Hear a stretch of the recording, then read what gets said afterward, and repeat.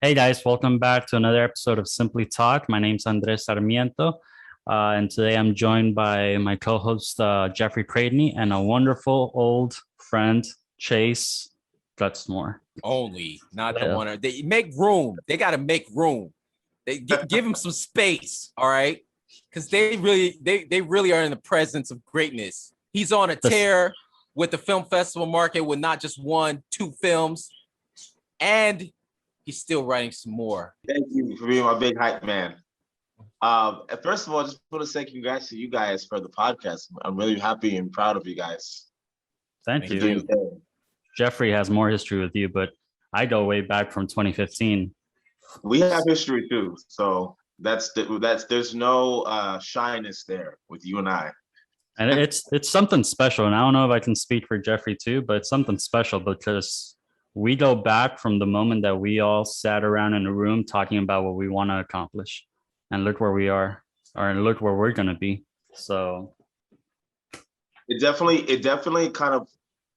definitely got my start with YouTube for sure. Like you guys are one of the first people that I really worked with, like as a creative, and that's something that's special. That's something that obviously I'll never forget.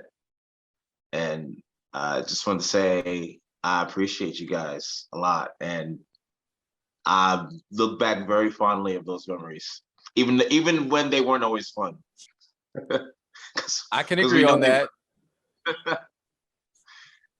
I double agree. I agree for Andreas on that one too. They weren't always fun, but that's all good. That's what makes a journey so much more special than most, the ups and downs too. Not saying they were crazy downs, but just some days just Right. like all Absolutely. I ask from Chase is when he's up on stage winning some award to just mention the times at IHOP.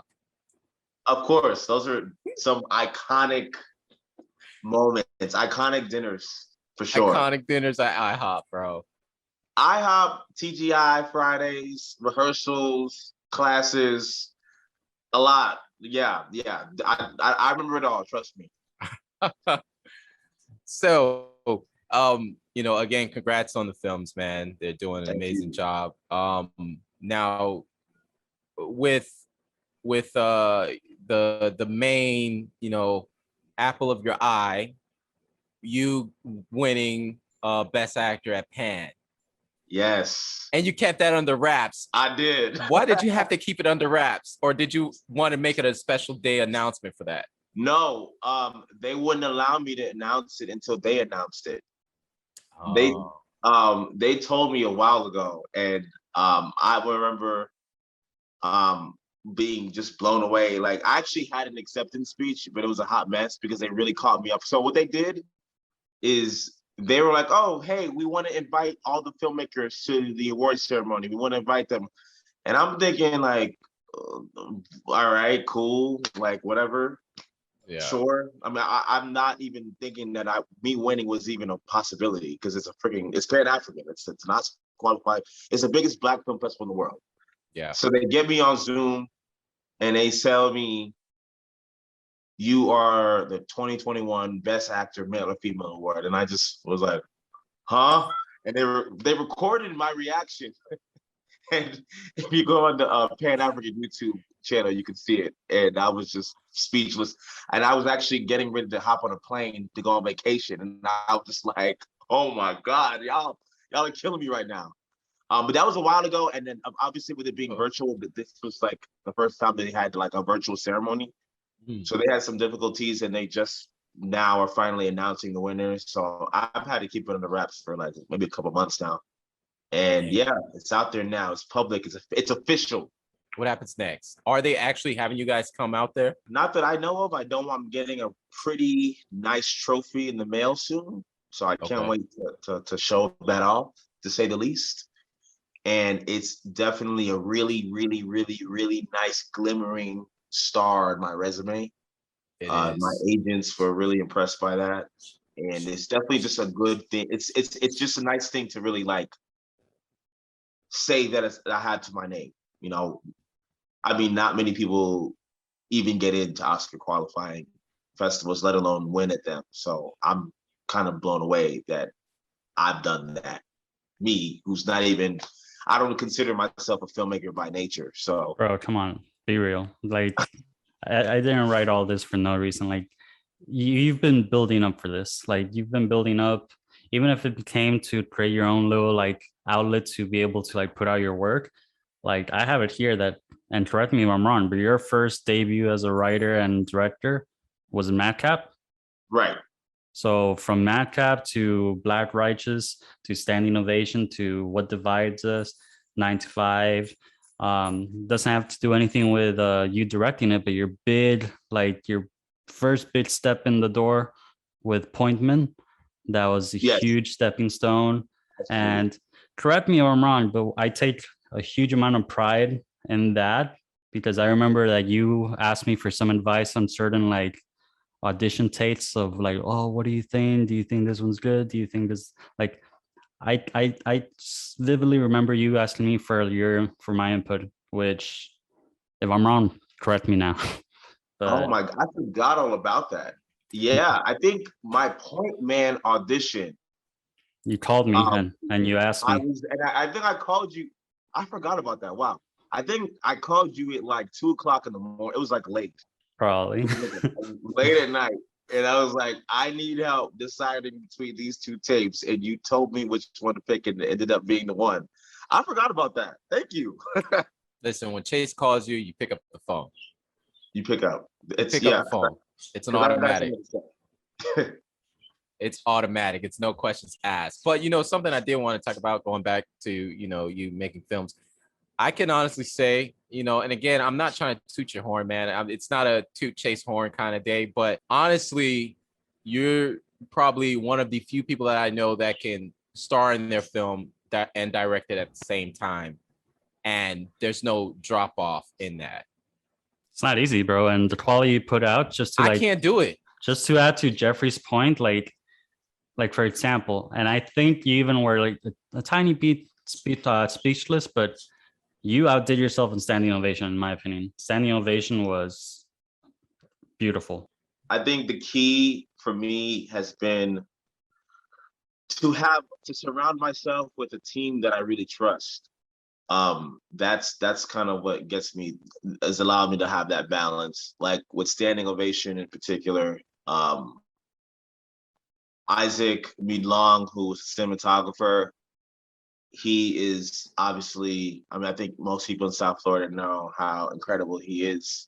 I think also that this is something I preach all the time, but preparation is key. Like, I'm sure if you didn't have the right people on deck, if you didn't like put all the work behind the screens and like leading up to that day, the only reason why you were able to or not the only reason, one of the main reasons why you're able to freely direct and act without as many obstacles in the way is because you probably put in the work beforehand.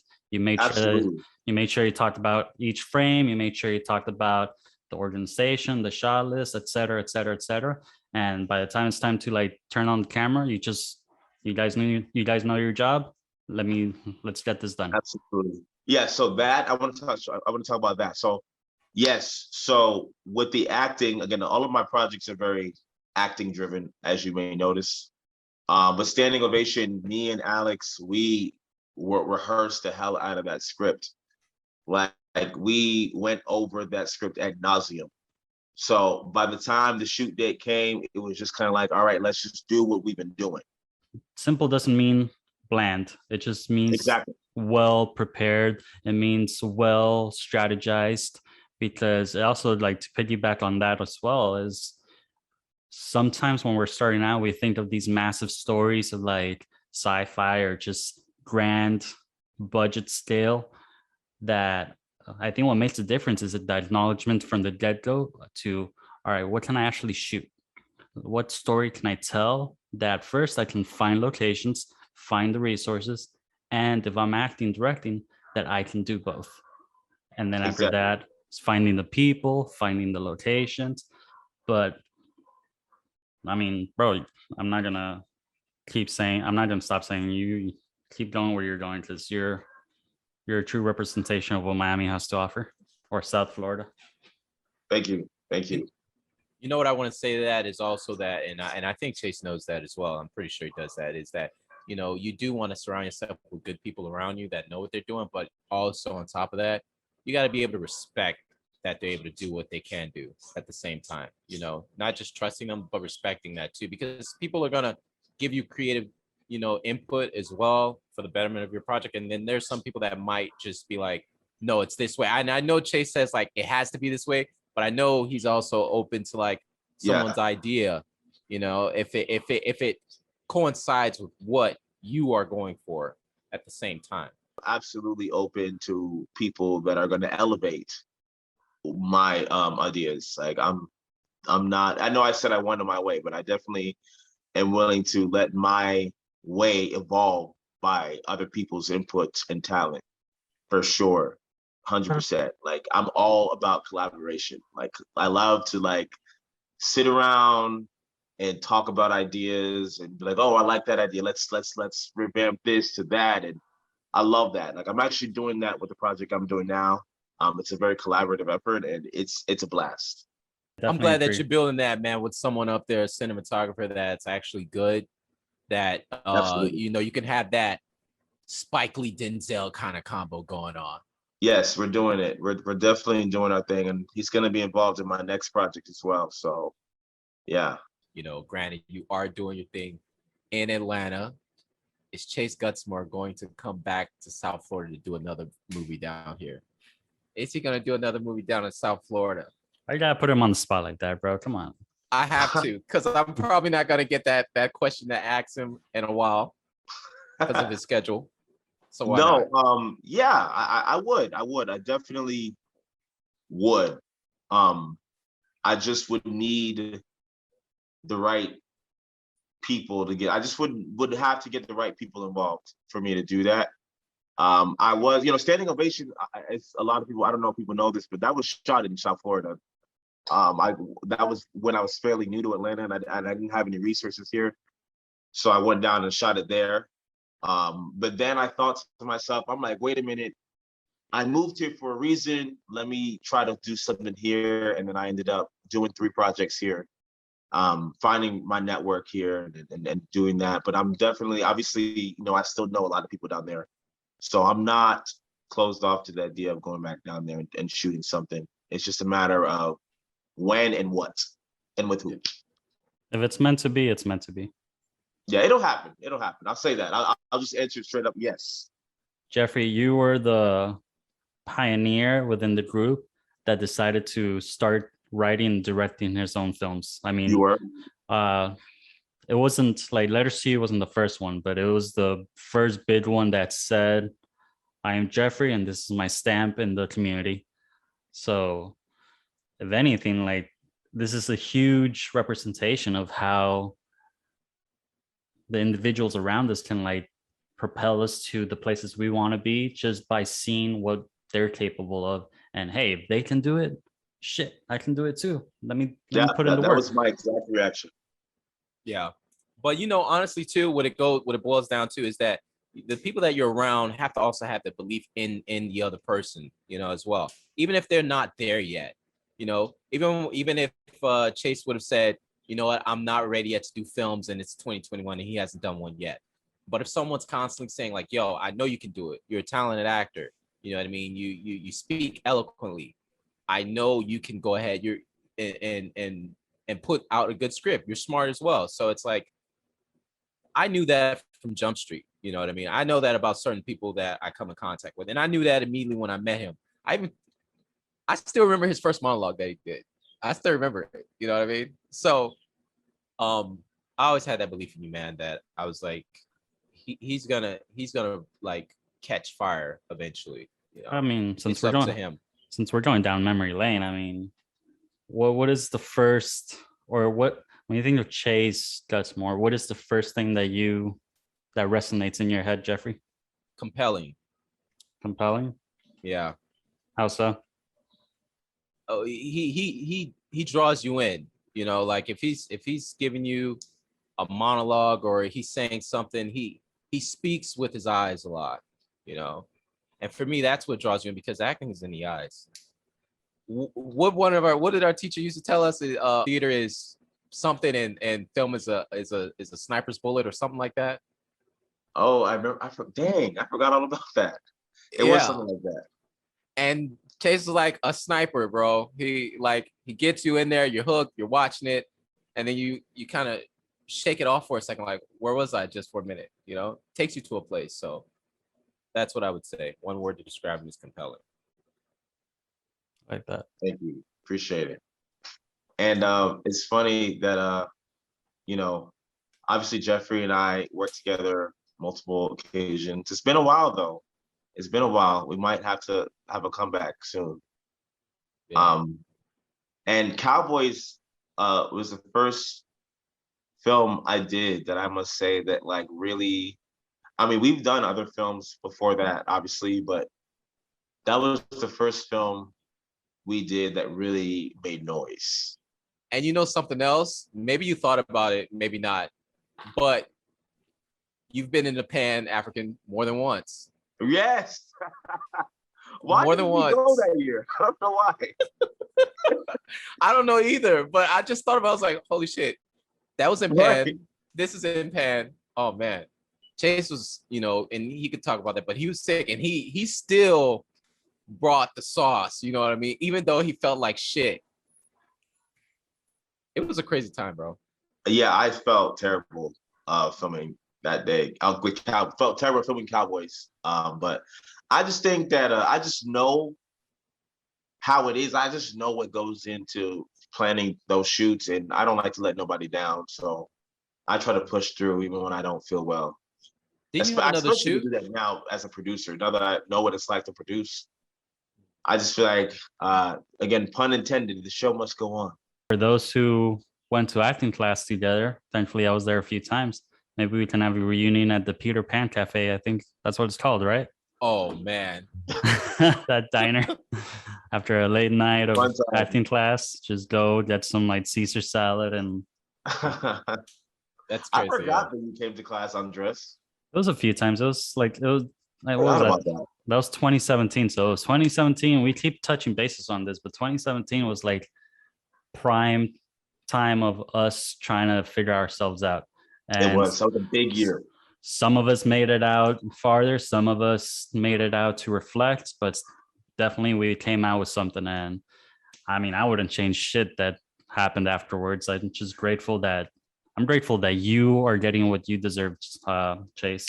So that's enough for me. The show must go on though. It's really, really good, man. It's so good. You know, it's not baby, just him y'all. in it. It's not just him. Candace Marie is in there as well. She's another talented actress, and they killed that, man. It was compelling. Actually, I did show both of you guys that, so I'm glad both of you guys liked it because you saw it, Andres? I did show so. Andres. I think so. Oh, okay. All right. I didn't think you saw it though, but that's good. Yeah, so that's my newest pride and joy. Like my movies are like my children. So that's like my new baby that's about to see the world. Did you also direct that, or did you have? I did direct this one. Okay. I did direct this one. Yeah. Okay, I didn't know that. Do you have any other projects in the pipeline, or you're living day by day? Oh yeah, I am getting ready to shoot my new short. It's gonna be very different from my other ones. You guys are gonna see a different side to me on this next one. Jeffrey's read the script. It's good. It's gonna be. I've been working really, really hard on it lately. And I'm gonna try to shoot it by the end of the month. And I'm really excited. It's gonna be different. I don't think it's even him realizing his dreams. I think it's him going like tackling them and going after it. You know, saying like, you know what? No, I am good enough. Bro, you're doing it. That's the point, Dad. You know. Thank you. And I never really thought that I would take this journey that I've been on. Like, I don't know if you remember, Jeffrey, but after I did Madcap, which is my first film, I told Jeffrey, and I'm like, I'm not doing this again. I'm done. That's it. That's always the same old story. I I'm like, So- I'm not doing this again because I hate my first film, Madcap. It's trash, y'all. But I mean, look where you I are now. told Jeffrey I wasn't gonna do anything, and imagine if I had kept to that. Yeah. I knew that wasn't gonna happen though. I was like, you're gonna get the itch, bro. That's always the way it is. The Oh, the first itch one came. sucks. Yeah, You know what I mean? But you learn from it. You grow and it makes you better. And then you know how to apply what you learned from those lessons, not failures, but lessons, and apply that to make yourself better on the next go round. absolutely. Yeah, I can't believe Madcap and Standing Ovation were filmed only a year apart. All right, That's guys. So we're down to a minute 50. I'm gonna ask the famous old question. Chase, for you, keep it nice and simple. What is creativity? Creativity is who I am. It is something that is near and dear to me. It is something that drives me every single day. It is something that I feel like the world needs more of. It is something that keeps us entertained. It is something that keeps us going. If creativity wasn't a thing, we wouldn't have movies, we wouldn't have television, we wouldn't have music. It keeps the world going. And We I'm so wouldn't- glad to be a part of that world. If we didn't have creativity, we wouldn't have expression. The way I see it. If we didn't have creativity, there wouldn't be much life. Creativity Well- breeds life. Well, I don't know. You want to give a quick send off, Jeffrey, since you're good at It the was whole. a pleasure, brother, speaking with you, man. I love everything you're doing. I love you, man, and I wish you nothing but the best. And I hope that you get to come back on one of these days with us whenever you do have time. Let's do it on your again. schedule. It was fun. And you better believe that we're looking forward to the next project and more. And I hope you guys enjoyed this episode of Simply Talk with our dear old friend Chase Gutzmore. And as always, thank you for watching and stay creative.